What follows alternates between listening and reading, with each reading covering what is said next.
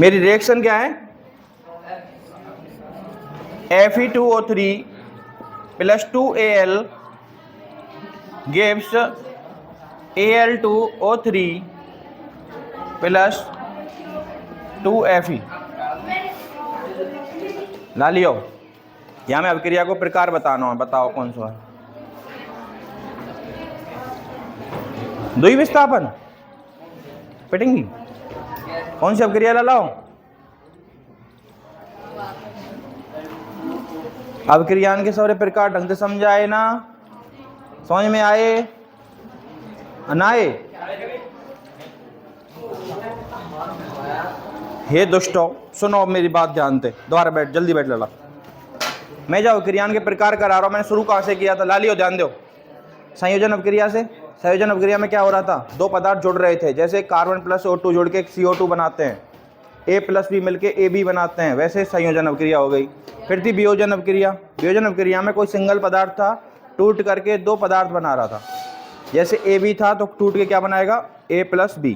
क्या हो रहा था, विस्थापन है, पर उनने सबने मुंह तो बना रखे हैं यार।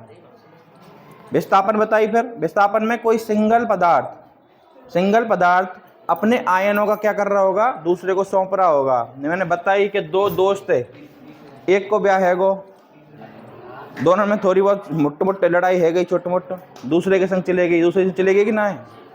वही तो हो रहा है विस्थापन अभिक्रिया। कितने प्यार से समझाई तो मैं, फिर भी आंसर ना आ रहा, का मतलब रहो। जब तक याद ना करेंगे तुम घर, क्वेश्चन तो ना होने बेटा। अब चाहे मैं कितने बड़ी तरह पढ़ा लूँ, कितने बड़ी तरह लिखा लूँ, अब तुम्हारी मर्जी। सेकंड चैप्टर स्टार्ट कर रहे हैं, भाड़ में जान दो तुम, है लियो, ठीक है ना, करते रहिए। बस ऐसी कोई देख लो, ऐसा कोई क्वेश्चन तो ना जो मेरे नोट्स में ना हो। बस संतुलित समीकरण किसे कहते हैं, क्यों आवश्यक है। बस एक 15वां क्वेश्चन है जो जाके बारे में डिस्कस ना करो, देखियो एक बार 15वां क्वेश्चन देखो। अवक्षेपण अभिक्रिया से आप क्या समझते हैं, उदाहरण देकर समझाइए। बस एक ही क्वेश्चन मुझे ऐसा लग रहा है जो हमारे नोट्स में ना है, बाकी सारे हैं। अगर बेटा कौन से की है, अवक्षेपण का मतलब है जब किसी अभिक्रिया में कोई ऐसा पदार्थ बन रहा हो जो उसमें घुलनशील ना हो। ना समझ में आई, मैं समझाऊं। मैंने कॉपर ऑक्साइड की अभिक्रिया H2SO4 के साथ कराई। मैंने कॉपर ऑक्साइड की अभिक्रिया किस साथ कराई, H2SO4 हाइड्रोजन सल्फ्यूरिक एसिड बोलते हैं इसको।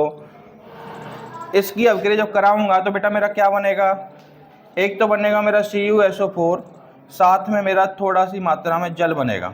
बन गया बेटा।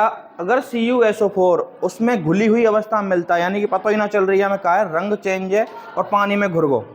फॉर एग्जाम्पल जैसे हम रंग घोलते हैं, चीनी घोलते हैं, तो चीनी दिखती थोड़ी है पानी में घुलने के बाद, उसमें मिल जाती है। अगर ऐसे मिल गई होती तो इसका मतलब क्या हुआ, जो पदार्थ मेरी अभिक्रिया के फलस्वरूप बना है वो क्या है, जल में विलेय है, जल में घुलने योग्य है, घुलता है, उसकी आदत है कि वो जल में, जो जल के अणु है उनमें समाहित हो जाता है। क्लियर। लेकिन बेटा इसमें CuSO4 जो है वो आपको पेंदे में पड़ा हुआ मिलेगा।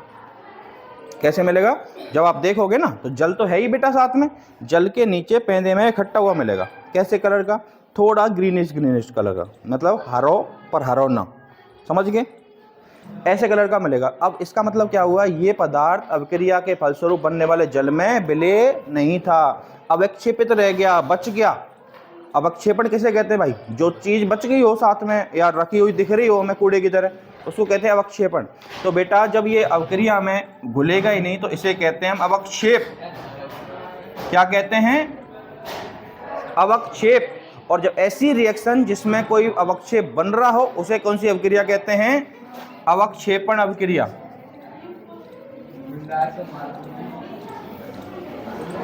क्लियर हुआ कि नहीं हुआ।